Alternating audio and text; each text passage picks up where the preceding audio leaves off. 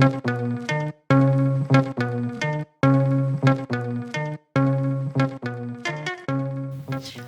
everyone and welcome. I'm Chelsea Joyce and I'm the Communities Officer here at UL Student Life. The month of October is Black History Month and this week is UL Student Life's first Black History Week. The UL campus has a range of different cultures and ethnicities, and I think it's important to acknowledge this and to celebrate the diversity on campus. It also has a majority of Black students, and I think that it's important that we celebrate Black History Week and raise awareness and educate a lot of our students. Today, I will be interviewing two UL students about their documentary called Unsilencing Black Voices. The two girls have put huge work into this documentary and they have kindly let me interview them today.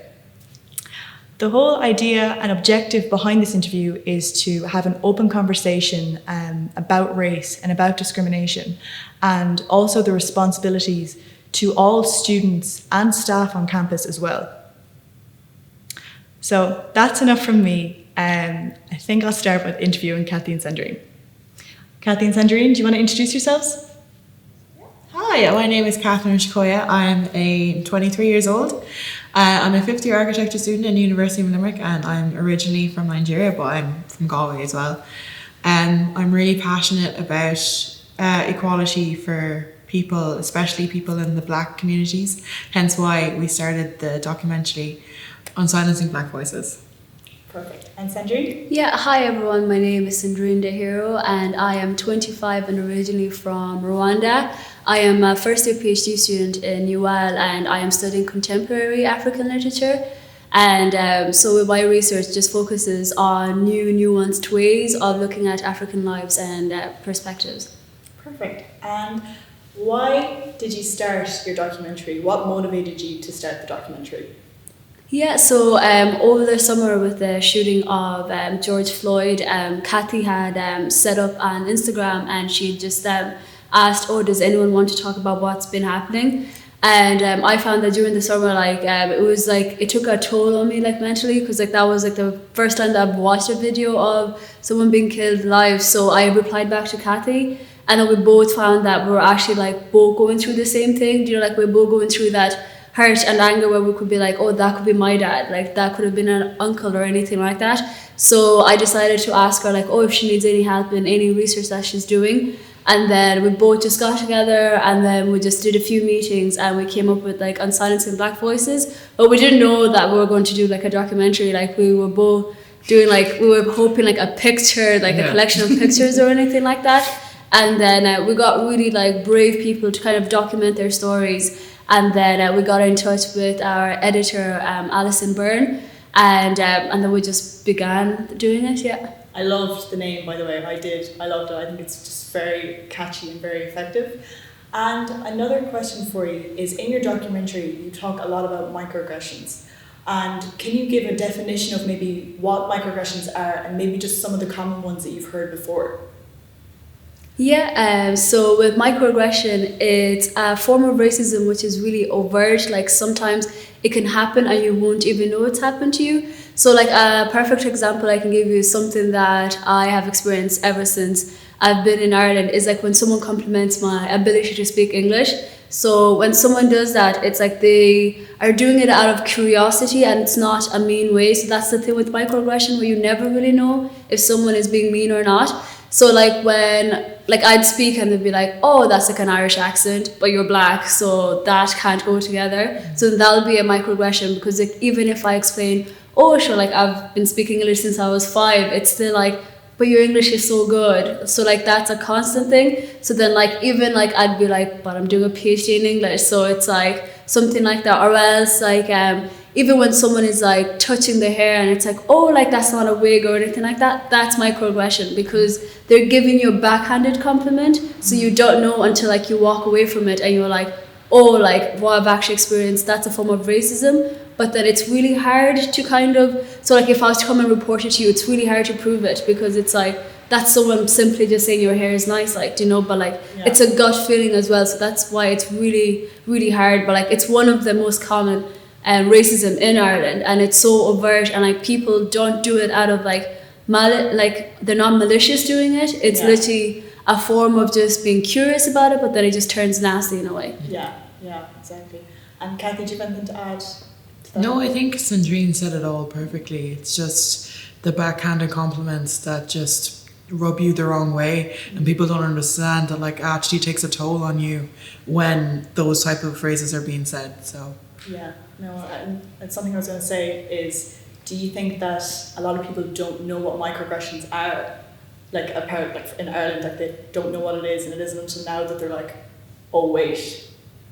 Yeah, definitely. I think that when it comes to racism in Ireland, people just think it's the N-word. So like when you break it down and you're like, it's overt, it's this, and then especially with microaggression, I feel like everyone is just guilty of doing it. But as I said, like it doesn't come from a bad place. It's literally like when you are asking someone like, oh, where are you from? Like you're genuinely curious, but they don't understand, like when you're saying that to a black person, you're dehumanizing them in a sense, because you're taking away the Irishness by being like, where are you really from? So I'd be like, I'm from Carlow, but I'm like, no, where though? And I'm like, would you be happy if I said Rwanda? But then you don't take into account like second generation people which have been born in Ireland and are black, so you can't ask them where they're really from. But then as I said, it's just someone being curious. Like that's just me asking like, oh, where are you from in Ireland? But then it's just the way it's asked to a person of color and a minority. It's just like, as Kathy said, just rubs off you the wrong way. Yeah. Some of the incidents that happened in the documentary, were they on or off campus? So in the documentary, we have highlighted different segments to racist incidences that happen throughout a person's life. So in relation to your question, some of them were on campus, but what we were trying to highlight that it happens in every stage of life. So we did a primary school segment, secondary school segment, college segment, and professional working life. But as you can see, there's a progression that goes on. So it goes on from the primary school, where the notion that kids will be kids is just like harmless people, just children just picking on each other, like, you know, but in actual fact is like inadvertent racism that's happening to the child. But then when you go into the secondary school, where the kids are more older and more grown up, you think that they'd learned their lesson that like picking on people is not okay and all that. And like even for myself, my personal experience like happened in secondary school, where like kids would be leaving me out of stuff, and like the principal was saying that it was bullying, but it was actually racism, because it was only me that it happened to. I felt like, why wasn't anybody else being affected in this but me? And then when you go on to third level education, we're all adults here. Like this shouldn't be happening, because like we're all learned, we're all educated. So why is it that racism is still a thing, and why are we still trying to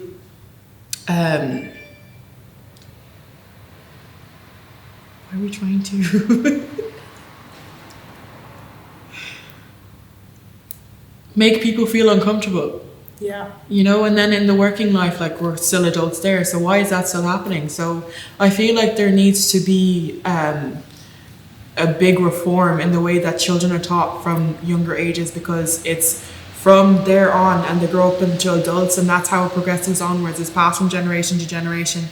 If we can cusp it from the younger ages, then it will be sort of helpful. Yeah. No, I think exactly what you're saying about kids need to be taught when they're that age, because you know a kid is told don't touch the fire, it's hot, and it's like that same message, don't say that, that's not right to say it. It absolutely is stemmed from a young age. Do you think that some students feel that they can't complain if an incident happens off campus? Yes, I think that because there's no clear guidelines of it. So like in the documentary, I talked about how I experienced like racism like in fourth year, but that was when I was living off campus. So like when I did report it, it's kind of like hard, because it's like it's not like in the library or anything like that where you can be like, this happened, like this is what you have to do. Because like if you're living off campus, like you don't know like who to deal with, like if it's the guards you go to or like the school. So I did think that the fact that there's just no clear guidelines there, that it does make it harder there, because like you don't know like the support system. But I feel like once if there's like a clear guideline and like it's clearly highlighted to be like, these are the people you go to, that even if you're walking to Spar like by the flagpoles, like, and something like a racial word is say to you, as long as you're a UL student, then you're protected. So I think like once that's made really clear, that it'll get more people to speak out in case like racist incidents have happened to them on or off campus. Yeah, no, exactly. And it's responsibility to the staff to acknowledge that if it happens off campus, it is still an issue of the university. Exactly. And that's just kind of like speaking as a staff, like that is kind of what I want to change the perception of, is that whether it's on or off campus, it is a staff issue. And it's in our code of conduct. It's in 9 grounds of discrimination. It is an issue for staff members. Yeah, no, definitely, because like as I said like earlier, just like as long as like you're a UL student, like you should feel that your voice is heard and protected. So I think that once people know that there are services that UL can provide, like as I say, like just because something happens off campus doesn't mean like you should suffer in silence yourself. So like you should just be able to be like as you say, like you belong to the UL pack, so like you should be able to kind of like unload any issues of it there. So like once there's like a clear policy there that states like any incident that happens, as long as like you have like your UL number, you're a student, then you should feel safe and welcome to like talk about it. Because like I feel like once someone reports it, as long as like if I came to you and you're just listening to me as opposed of like questioning me or anything like that, then like it'll be clearly handled then. Yeah, exactly. And what can staff members do to make sure that students feel supported when they are complaining? Yeah, I think the main thing that the staff can do is just simply listen. Because I think like when someone reports a racist incident, like it's an uncomfortable and like a traumatic thing for them. Like no matter like if it's microaggression or like overt or anything like that, every incident, like every racist incident should just be treated with care. So like if I was to come to you and report it, then I just expect you to like listen to me, as opposed of like asking me when did that happen, who did that. Like obviously like I'd provide you with those information, but like I think the one thing like when you are retelling a racist incident is making sure that the person you're telling it to be like, once you leave that office that like your voice is heard, and like that's kind of the opportunity for you to kind of like just get that traumatic experience out of there. So like as long as the staff just listens and like give like they're just actively listening and like give feedback to be like, okay, we'll get back to you like in a week's time, in 2 weeks' time, as opposed to just letting the person who has reported the incidents to be like, oh, what was the point of me speaking out? Because I think that's the main thing. Just as long as they leave with a sense of purpose that the voice has been heard, then that'll be like the main goal then for the staff who is listening to the person recalling the racist incident. Yeah, and you don't want to feel like you're on trial for having to, like kind of convince that it happened, obviously. Yeah, exactly. So like as I say, like with the microaggression, like it could literally just be your friend, like in a housemate. Like when it was my experience, like it was just with stuff like text messages, like passing comments, and like when I did come to report it, then it's like, oh, do I bring with me documents? Like, do you bring the text messages even though there's a smiley face in it? Do you know? So then, like as you say, like you shouldn't feel like on trial. But like once someone reports it and then they're like, okay, Chelsea listened to me, then all I have to do is just wait for her, she'll get back to me this, and then that's all. Then like you're living with a sense of purpose and your voice has been heard, and then like it's just one less traumatic thing that's happened to you. So just actively listening, that would be like my main point. Yeah. Thank you, Sandrine. And Kathy, it might come to you for this next question. So what is some advice that you would give to someone who has been racially abused before, or a racial incident has happened to them? What's some advice you would give to that person?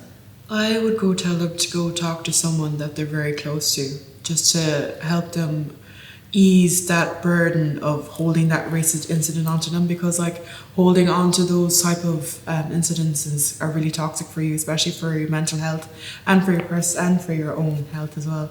The other thing I would say is to go say it to a person of authority if you can, like someone that's there that will be able to try and help track those incidences that have happened to you. There's also a really good app that's out. It's called iReport, so it can help you jot down all the racial incidences that has happened to you, and they'll help you solve it in some ways. There's also a load of on our website. There's a load of resources that are there that can help you go through if you've experienced anything, and also just to don't keep it in, just say it out as much as you can, because that's the only way that you can combat it. Yeah, no, exactly. And Kathy, do you think that staff in the university are equipped to handle situations dealing with racism? I mean, in some regards they are, but not yet, because there's no set guidelines that are there when in which someone is having a racial incident for them to go report it to. They don't know where to go, they don't know who to talk to, because sometimes when you talk to someone about something in a position of authority, you want to feel like you're heard, but sometimes it feels like it falls on deaf ears. But if they feel like there needs to be some sort of follow-up with them, so they know that they have been actively listening to them. So if stuff like that is in place, I feel like then staff will be more equipped then. Yeah, no, exactly. And even like I'm a staff of UL, and I've never experienced racism. Like I've literally like white privilege, and I will admit that. But at the same time, I am so willing to hear someone out and to say to them, listen, I don't have the answers, but we'll get through it together. And I think that's important for staff members to do that. Yeah, exactly. It's just the fact that if you haven't experienced something like that, it's just for you to just listen to that person who has experienced something like that, because obviously like you're in a position of privilege and this is happening to someone on a daily basis, and they feel like if they keep repeating something that people won't take it seriously. Yeah. But like, I don't know what else to say. No, that's great. Yeah, no, I think it's just because you haven't experienced it before doesn't mean that you ignore it, I think. Yeah, exactly. You know. Yeah, no, and like there's like an importance then like for the staff to kind of have like cultural awareness training or like cultural competence. So like as you say, like when someone does come into you, like listening to a racist incident like on the receiving end, like it's uncomfortable because you know, oh, I'll never be able to like relate what you're saying. So you know, like you can sit there and be like, yeah, I know, but like I'll know deep down like you won't. But then like maybe like if you are like made culturally aware, like because like UL is so diverse, so like there is no excuse for like a student to come in and then the staff not to be trained on like the appropriate way to handle their incident. So like once that is in place and like once the students know that yes, like they won't know what happened, because like everyone's individual experience is unique, and like racism affects people differently. So but like once they know like okay, so the UL staff are trained in knowing that if I do go there, like as Kathy said, there will be a follow-up. Chelsea will ring me after this, like they'll do this, then it's not like it's not someone just reporting it and then just for them to be like, what was the point? I think that's just the main thing, like where if a student is going to be reporting something, they should feel supported in a sense where there will be a follow-up until that case is dealt with appropriately and that they're happy with the outcome as well. Yeah, no, exactly. So you did answer the question there about what advice you would give to someone who has experienced the racial abuse. On the opposite end of that, what advice would you give to someone who did the racial incident? Yeah, I think the first thing is acknowledging that the action you've done is racist, because I think it's just human nature when you mess up and when you hurt someone's feeling. Like as I said, like with a lot of times, like with racism, like especially just in Ireland, people don't realize that they're doing it. Yeah. But you should be able to see from the person on the receiving end. You'll be able to see with their face, like it's a traumatic thing, no matter how, like if it's in a joke setting, like you know, like when it's everyone is having a laugh, like you'll be able to see them. So I think the first thing is just admitting that, oh, I'm wrong, taking the time, like not to just simply say sorry and never like and repeating it again once they've left the room, just to understand the repercussions of it. So like when you do say, it's like, why did you find what I said offensive? Then they'll be able to explain it to you, and you'll be able to know never to do it again. Because I think that's the thing, like when someone is being called out for being racist, like from my own experience, when I call out people, they're more offended with the fact that I've acknowledged they're racist as opposed to, oh, what I've done is racist. Yeah. And I think like that's the most troubling thing, because like that's just why it keeps repeating over and over again. Because like if someone called me out wrong, like if someone called me out and was like, what you did hurt me, like I'll take that personally and I'll be like, oh, okay, what did I do? Like, how can I help you? Yeah. But then, like, I've just noticed when I do call out people for it, they're just like, how could you say I was racist? But I'm like, you shouldn't be concerned by that. You should be concerned with what exactly did I say to make you feel that I was being racist. Yeah. So I think that's the main thing. But as I said, it's human nature to hurt people unintentionally. But like, there's no point in just merely saying sorry and then, as I said, saying one racist joke to me and then going to Kathy even after I'm just clearly stated that I'm upset. So just, you'll be able to know. So like, I think the most frustrating thing is like when a racist incident happens and people are like, I didn't realize you were hurt. I'm like, you could see my face. Yeah. Like, you know it's wrong. So like, as I said, just like admitting that what you said is wrong, Yeah. learning why what you said is wrong, and then just apologizing, but from a sincere sense when you know you'll never repeat what you just told me to Kathy. Yeah. No, exactly. Yeah, and just because like it flies with another person doesn't mean it will fly for another person as well. So like, say if you're saying a joke and say for instance one of your black friends finds it appropriate to say a word or something and you think it's applicable to all other black people, it's not. I mean, you have to gauge the person's receptiveness to that, and if they feel uncomfortable with it, you just have to acknowledge that you're in the wrong.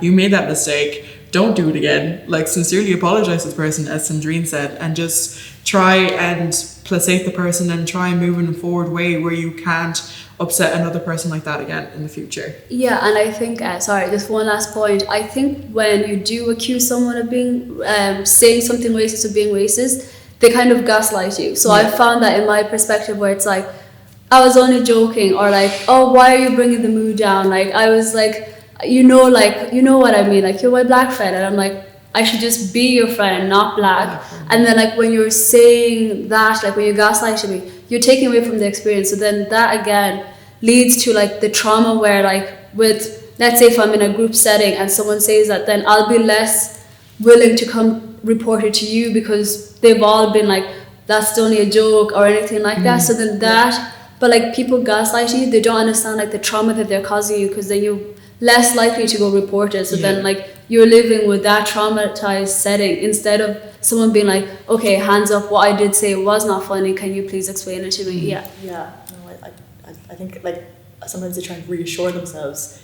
They probably do realize that it is offensive, and they're trying to reassure themselves and like, oh, it's fine, when it's not fine. Yeah, like everyone knows right from wrong, do you know? Like, and especially just like from a college setting, like we're all in a third level institution, like we're all educated. Like that's why you come to college, and you are surrounded, no matter what course you're doing, like you're surrounded with a diverse. So it's not even black, like racism isn't a black and white thing. Like it's Asian, anti-traveler movements, like anything like that. So there's just no excuse now to just be looking or demeaning someone just because of their skin color or like their ethnic background. And then when they do call you out, instead of like apologizing, you're just disgusted with the fact that they'll associate you as a racist. So like you shouldn't ever be offended by that. You should be offended with the actions that you've done. Absolutely, yeah. I think that's a really good point.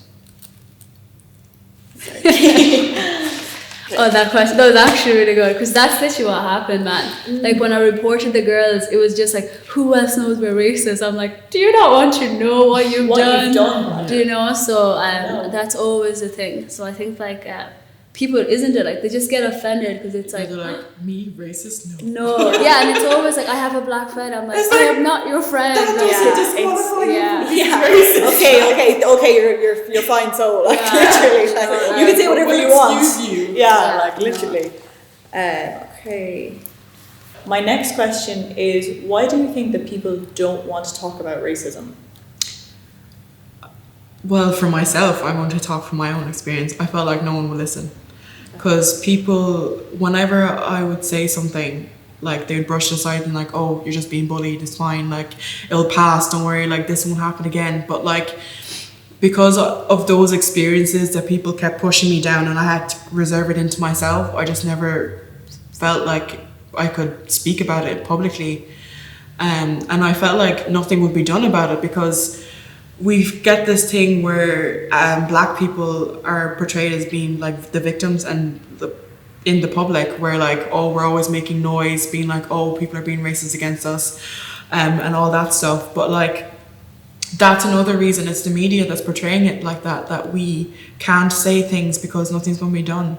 Like if you look over in the States at the moment, like every time the issue of racism comes up is when African American is being assaulted. Yeah. It's an awful thing. I mean, like, why should there be alarms raised when a life is being threatened? You know, like why would anyone want to speak up then? Because like if someone dies, we're making noise and no one is listening. I mean, the word listen now, but like what has come of it though? Yeah. People were making noise for 2 weeks, putting black squares on the social medias, being like, oh, we're all BLM and all this stuff, but like nothing was really done. Like this is a social issue that has been in for generations from back in the slavery days. Like we have to move into because like the world is multicultural. There's people from all races. It's not just a black thing. I mean, like there's Asian people, there's Chinese people, there's Indian people, you know, like a lot of different people face racial discrimination. But for us to like move forward in a more positive direction, we have to just acknowledge that we are all human. Yeah. That is the most important thing. We're human beings. I mean, like, we shouldn't be discriminated just because we have a different colored skin. I mean, what difference is it? I mean, like, I have the same eyes as you. I have the same hands. I have the same legs. I have the same mouth. I can speak English. You can speak English, you know? So why is it that we're being discriminated when we all have the same capabilities? And I just feel that's the reason why people don't want to speak up, because they feel like nothing's going to be done about it. Because if someone can die and nothing is done, why should they speak up? Yeah, and just to add on to what Kathy is saying, I think with a lot of like in a college setting, from my own experience, it's a lot of people are like the only minority in their friend group. Yeah. So that you don't have someone to relate to in that regard. So like that was me, like with all my friends have always been white. So then it's like when something does happen, it's like, yes, they notice it, but then like they don't know how to approach it, which like you wouldn't put them fault into that. So then like when that happens, then you're kind of just programmed to like just keep everything in yourself. So like I feel like that is with a lot of within like the college setting, like it is like it's isolated incidents where there's no, like you can't look at another friend to like be like, oh, this happened. Yes, they can listen, but they'll never experience it. So then you just programmed to be like, okay, I can talk about it for like one day, and then that's just bullying, or like that's just banter, that's just this, and then you don't report it. So then like, but then you can't force yourself to be like friends with different multicultural groups just to share the same experience. So it's just like a human flaw in that sense, like where it's a behavior which people like of minority background have to like unlearn, like unteach themselves, where like it's like if something does happen and just because you don't have anyone who looks like you in the group to report it, you should still do it, because it's like you're not only harming yourself, but then like your friends don't know how to how to help you, because you don't say to them either. You know, like with myself, like I didn't tell my friends because it's like, oh Jesus, I don't want to use the race card, I don't want to be like this person doesn't like me because of this. So it's like then it's like really really isolating, because like you can be best friends with people in college, but then it's like I never knew this happened to you. So I think that's it, like where you have to be open to discussion, but then unlearn those behaviors of like keeping everything inside and then just reporting that. Yeah. So what are some of the books that you find can help students educate them about racism? So on our website we actually have a list of books that are there to educate people, well not for us to educate, but for them to educate themselves. So the ones that I found very helpful is the Don't Touch My Hair by Emma DeBarry. She's a Black and Irish author, and she discusses the trials and tribulations about how it is not ethical to touch a Black person's hair. That's part of their pride, it's part of their culture. I mean, you wouldn't like it if I just went up and go touch your hair being like, oh, this is very, very nice. But she talks about a load of different range of stuff that happens in that book. The other one is The Colour of Law. That's a very, very good book. It talks about the redlining that happens in America with the segregation of the American communities and the Black communities and how all that came about. And then the last book would be My Name is Leon. And they're the books I'd recommend. And Sandrine, do you have anything to add? Yeah, a book that I'd recommend is This Hostile Life. So it's literally written by a Black and Irish author, and they're talking about their experience in direct provision. So I read that book last year, and it's a really simple way of kind of explaining direct provision, but also the racism that happens within direct provision. And then another book that I finished was just Why I'm No Longer Talking to White People About Race. So like it's written in a British context, but it gives really new, nuanced ways of like how we can apply it to Ireland. So it's just kind of like in that way of how Kathy was saying, like how Black people always just assume to be like the educator. Do you know, like when someone is like, how can I not be racist? It's like, go do it yourself. Like it's not my job to do it. Yeah. So like that's just the whole book, like where she kind of talks different stages of like how like racism is like in different movements and like different times of people's lives, but then like it's not on that Black individual, like that minority individual, to educate someone. Like you should just want to change for the better. Do you know? And like as Kathy said earlier, like on our website, like we have all the list of books to read, and like a lot of them are free and they're all PDF. So like, do you know, like there's no excuse for it, because it's like you can just Google like the word race and you can kind of like educate yourself there. But like it's always good, yes, to talk to a Black person to kind of like get that experience, but then at the end of the day, like you should just want to do it for yourself, as opposed to someone like lecturing you, like go buy this book or go read this book. So like once you just want to learn yourself, then you'll be able to find all the resources there. And they're not there to teach you about it. I think you're capable now, you're old enough and ugly enough, as my mum would say, to do it yourself. You know? We're all college students, we're all here to learn. Literally, yeah. And what was your website actually, just so that the students can kind of look up your books and kind of more about your kind of stuff online? So our website is www.unsilencingblackvoices.com. So on our website you'll find our documentary, which is up there. You'll also find a load of resources, the books, and also a few films and documentaries that you can also watch that can help you inform about racism. We also have a new thing up for Black History Month. There are a few videos there of people talking about what inspired them to get into different fields of Black and Irish people that inspired them. And yes, and it also lists our events that are upcoming as well, so stay tuned. Perfect. And what are some of the Black and Irish people that have inspired you, actually? I didn't ask you that. I actually wouldn't even know. Yeah. My dad, well no, he's not Black and Irish though.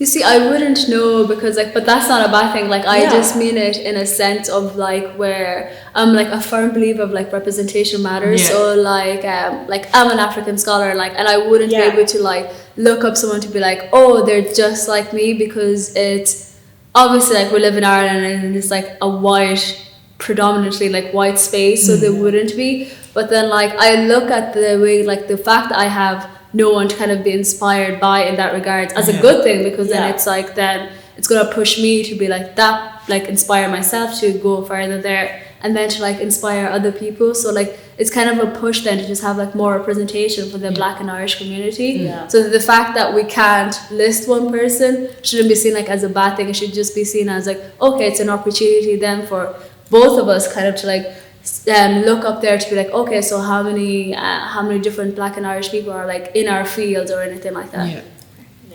And even just not even just Black and Irish, but even like inspirations that kind of were like motivated you to kind of get behind this and just even start the documentary. Would you have any people like that you kind of look up to, maybe? Well, I'd say Martin Luther King would be the main one for me, because he's the one who started this about like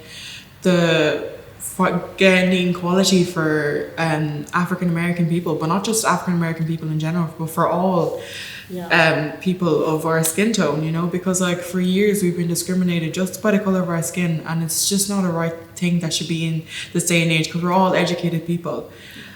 So he'd be the main one that I'd refer to. No, there's another documentary like What is Irishness, and like it literally I can't remember who directed it, but it gets people to like with different backgrounds, like, and they're all speaking Irish, so it's like the least person you're going to expect, you know, like a Black person just like fluently speaking Irish. So I think like when we were doing our documentary, like we were really excited to be like one of the first people to kind of give Black voices in Ireland a chance to be center stage to it, because like as Kathy said, like within the Irish media in that regards, like whenever there's like a racist incident, it is always like all black people playing the race card. Yeah. So I think like with our documentary, we try to make sure that yes, people were talking about like racist incidents and that does put them in the victim category, but then like they were self-empowering themselves because like they spoke their truth, and then they're going to be like an inspiration to someone else. So I think like that was just the main thing, kind of just trying to break that negative stereotype of whenever a black person is like calling out racism, it's like they're automatically being like, oh yeah, you're using the race card, like there's no racism in Ireland and all that. So we were like, so there are like a few documentaries which does talk about that, and like there are a few resources which are like pushing more representation within Ireland, like just not just like a black community, but just more diverse community. So yeah. Yeah, no, absolutely. And is there anything that you want to ask me? Yeah, so like if someone was to come and report racist incidents, like what are the policies that UL follows? So there would be the code of conduct as well, which kind of holds all students responsible to how they act, and it would be to the code of conduct whether it's on or off campus. But for the complaints policy to actually follow through with the complaints policy, it would be Dignity and Respect 2013. Now this policy is currently in line to be reviewed, so there will be a new policy updated, and this is by the Access and Equality and Student Affairs like governing working group. So it's on the list to be rewritten and updated with discrimination definition, racism definition, because as of right now it's outdated. But that doesn't mean that there's no supports in place for individuals who do want to complain. For example, I would be a support system as a community's representative. They can come to me, and I won't have all the answers, but that doesn't mean that I'm not going to listen, and we'll work through it together. I mean, this is a new field for me as well, being in this position. As well as that, for the actual complaints policy itself, it would be up to the office of the president. So it would be Ross Anderson, and his position is the Associate Vice President and Academic Affairs and Student Engagement position. Whoa, that is a mouthful, Ross. And he would be the person that deals with the complaints policy, whether that be a formal complaint, which basically means that there would be an investigation involved in it. But just to reiterate the fact that there are supports available, UL Student Life wants to fix the issue on campus that students don't feel like they can come forward. And that's kind of a huge thing with my position, that I want people to feel comfortable to come and talk to me. You know, I want people to think that like, as you said, like you don't want to come to someone and for them to kind of just say like, oh well, that's unfortunate, like that. I just don't want that. I want people to feel comfortable coming to me. And as well, Jenny Blake is amazing in UL Student Life. And so I want, my objective from this interview is to let students know that if they're being discriminated against under any of the 9 grounds of discrimination, that there is support available for them. Any other question? And Chelsea, what's the follow-up procedure when someone comes to you with a racial incident?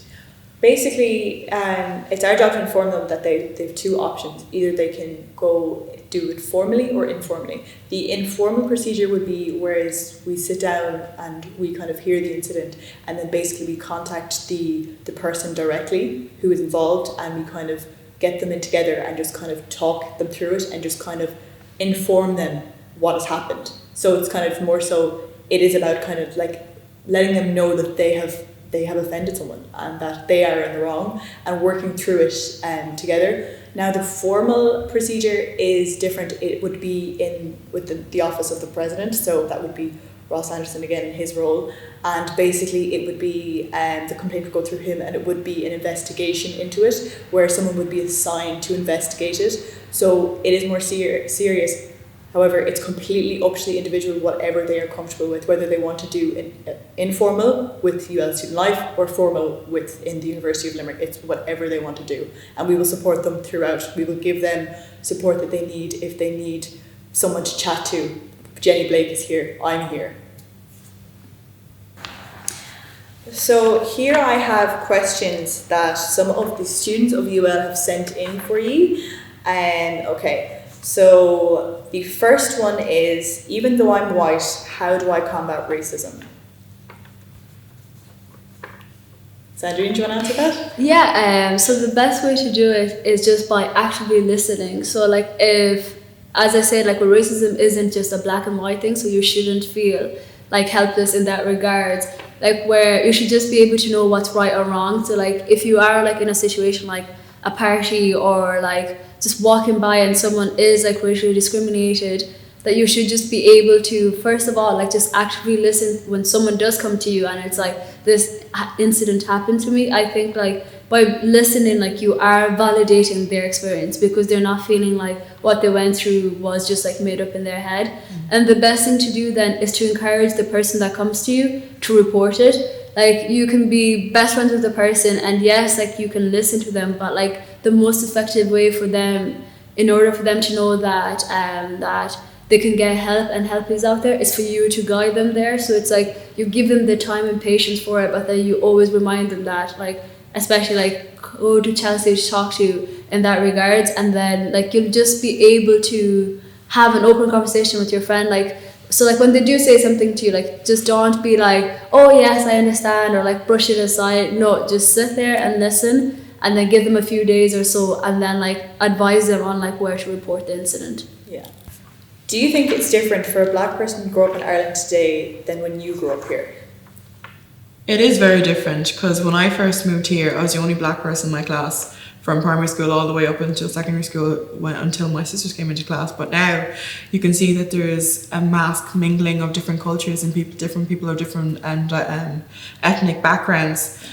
So children there are being more integrated, at the fact that Ireland is becoming more multicultural. So it's more acceptable to see children of like African descent mixing with Irish children, and like that's normal now. But back then people were kind of like, oh, I don't know if I should talk to her, you know, I don't know like where she comes from, like, because like people thought that like I came from Africa, I was disease and stuff like that. Like that shouldn't be a thing, you know. It was really, really hurtful, because like I felt excluded and isolated from the children back then. But now I feel like children, because like, you know, for children when they're growing up, like when they see that something is natural, they'll keep don't know that it's normal all the way through life. So if they see that they're mingling with people of different colors, they know that like, okay, these are just people just like me, so that's okay for me to be friends with these people. They're not there to harm me or anything. So I feel like it has been more integrated, but I feel like it could be a bit more. Yeah. Was that okay? Yeah, no, it's great. Yeah, it's very good. Okay. The next question is, do you think racism stems from how you were raised? Yes, completely. So I think racism is a taught thing. So like as Kathy had pointed out before, it's like when you're in primary school, like you don't know, like yes, you understand that like people are different, but you don't really understand what racism is. So like I wouldn't have found out I was black until I was 10, do you know? And it's like, it sounds very dramatic, but like found out, like obviously you always knew, but it wasn't until someone pointed it out to say that you were different. So then like that's how people are brought up, like, you know, like you can, yeah, like within classrooms, like people like different friend groups or anything like that, like different multicultural groups, like they can coexist together and they will never know what racism is until one person points it out. So it is a taught thing, like it is like parents saying something like, or the media's negative representation of Africa. So like I would have found like when I got first introduced with racism, like it was just a stereotype projected on, you know, like with oh, you're from Africa, like, oh, did you live in a house, did you do that? So then that just stemmed on and carried on, and like it perpetuated into like a college sense, like where people just thought that they're above you just because of your skin color. So it is a conscious thing that people are doing, because like as I said, like you can coexist with people without ever mentioning black and white, you know, or like different ethnicities. But it's like once you find out about it like either through your parents, either through schools, either through media, then that kind of brings like a sense of hierarchy between people, and then that's where racism stems from. So like you are teaching yourself, but then the beauty of that in a twisted sense is you can unlearn those behaviors. So like just because you think that you're above someone just because of the skin color, once you educate yourself and actually listen to when people are talking about racist experience, you do learn that, oh, what my preconceived notion of that person due to like the stereotypes that I projected onto them, then that's something I've learned. It's actually not set out like that, because as Kathy said earlier on, like we're all human beings, like we all have the same eyes, nose, everything like that. So it's just on the person feeling the need to project like a different sense of hierarchy there. Yeah, exactly. Do you find that the Black Lives Movement only picks up when there has been police brutality? Yeah, 100%. I mean, the reason why the Black Lives Matter movement really picked up this summer was despite the death of George Floyd. I mean, people were paying homage all around the world to a man that was brutally murdered in plain daylight, and it was recorded on live TV, where a police officer's knee was laid on his neck for 9 minutes, and it became a really social issue that everyone has to combat because, as I said before, we're all human beings. Like, why are we still being treated like this, just despite the colour of our skin? And another reason why it's brought up as well, the Black Lives Matter movement in Ireland, what really pushed me was the fact that people were coming over to me saying that racism is not a thing in Ireland, is not as evident as it is in the States, and hence why we made a documentary just to show that it may not be as evident as it is in the States, but it is still a pressing issue in Ireland because from microaggressions to name calling to people just being picked on from a young age for the colour of their skin and people passing off as bullying. I mean, this shouldn't be a thing in the 21st century. I mean, I'm so glad that 2020, even though it being a really, really terrible year, there's a load of social issues that have been addressed in this year, and people are really speaking up about those issues right now, and their voices are hopefully being heard, and hopefully this will be a thing of the past where I can bring up children in a few years to come, that they'll be accepted just for who they are, not to be discriminated. That's the Ireland that you want to be, because Ireland is a place where people want to come call home, and this is my home. Yeah. And yeah.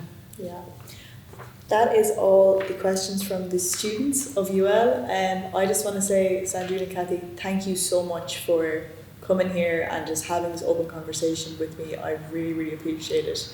Is there any kind of closing statement that you want to say, or any advice that you want to give, or anything? Yeah, I think the main thing is I'll just go back for the last question, where when we talk about racism in Ireland, it shouldn't take another movement to happen. That's why we moved to the documentary, where let's just keep the conversation going. As Kathy said, yes, in America, it's police brutality, it's what racism is, but then in Ireland, there's so many different ways that it is there. So by not waiting for another shooting for all of us to be outraged again and posting on social media, it's if you just keep a healthy conversation going. I understand racism is such a taboo topic, but if that conversation keeps going in a healthy manner, where it's not in an accusatory way, it's literally just people who are curious to learn about it, are always constantly talking about it, then it's just going to become so normalized within our society, where no one is going to feel dehumanized or anything like that. Everyone will just have respect for each other. So I think that's the thing, don't wait until there's another killing, because just in the society that we live in, no one knows what's going to happen, but we can control the conversation and the narrative. So that's just the main thing,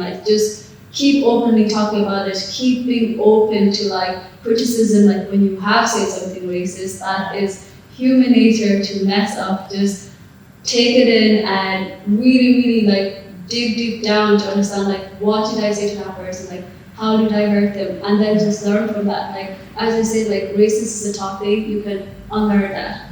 Just simple as there's no such time as it's too late for someone. No, you can just, there's free books in the there's books in the library with our resources. It's just always better yourself, that's it, and just treat people with dignity and respect. Yeah, and if you are ever experiencing any racist incident, don't hold it to yourself. We are here for you. We're all in this together, to be honest. I mean, just don't hold it in. Talk to someone that you trust and that will be willing to actively listen to you, and try and report it if you can, because racism is not a thing that should be pushed aside or brushed aside. It's a very serious incident because you're being discriminated against. So just report it. There's the app there, I Report, and there's also people of authority there that you could talk to in case of those racial incidents that happen to you. And pretty much it. Absolutely, guys. Thank you so much for having some conversation again. I really appreciate it. Yeah, thank you for having us. Thanks.